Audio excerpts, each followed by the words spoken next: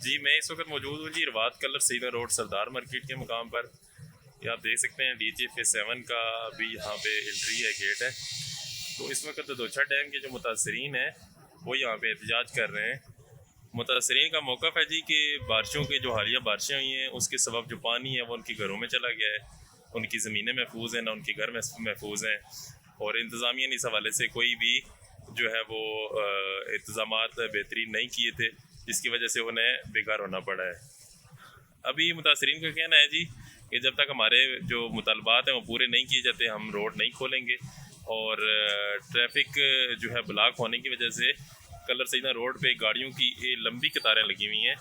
ये आप मंजर देखें।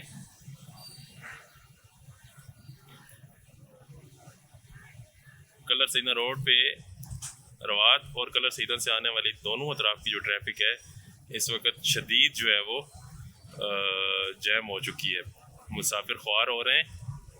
इसमें ट्रैफिक जैम में कई एम्बुलेंसेस भी फंसी हुई हैं। ये आप देखें जी, ये मंज़र आप देखें।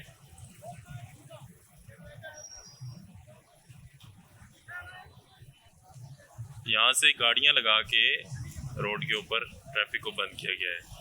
ये वो रास्ता है जी जो दोछा डैम की तरफ जाता है कलर सीधा रोड से। ये सरदार मार्केट का मकाम है जी।